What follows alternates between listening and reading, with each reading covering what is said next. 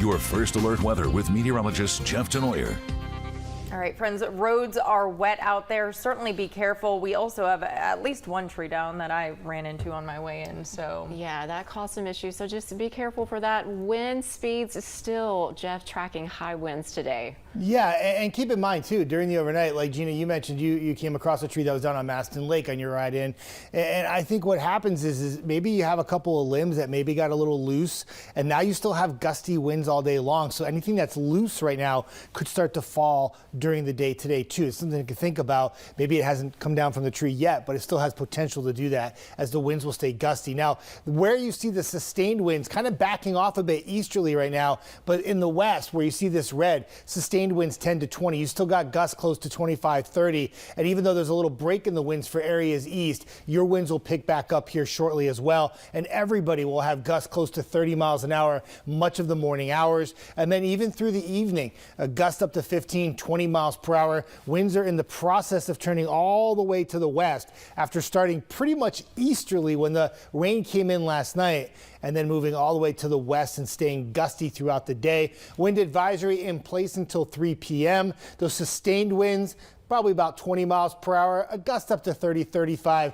45 might be a stretch, but nonetheless, still pretty breezy throughout the day. The rain, heavy at times last night, but as mentioned yesterday, progressive, fast-moving system, which kind of helped us out a little bit, because if it was a slower paced system, we could have been adding flash flooding to the concern. That was not the case, because it moves so quickly from west to east. The rainfall is pretty much out. I mean, there's a few little renegade showers throughout the morning hours, but it's really just kind of a cloudy, breezy and cool day.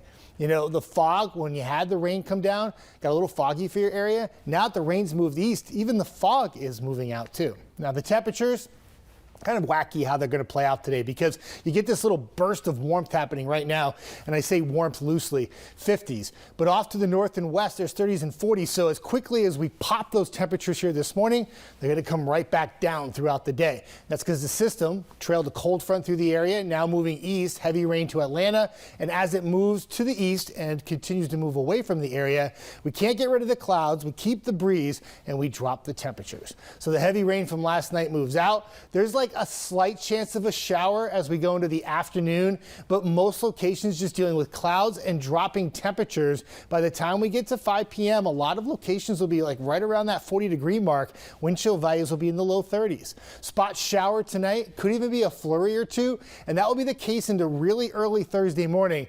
But much of Thursday mainly is dry. It's just a lot of cloud cover to start. Still holding out hope that we'll pop a little sunshine in the afternoon, but it doesn't help those temperatures. Best we can do on Thursday, low 40s. You mix in still a little breezy conditions out of the west, and your wind chill values are in the 30s most of the day. Temperatures do moderate, though. Good news into the weekend for Friday and Saturday. And then we track some more rain for Sunday and a bit unsettled for next week, with numerous chances of rain Tuesday through Thursday.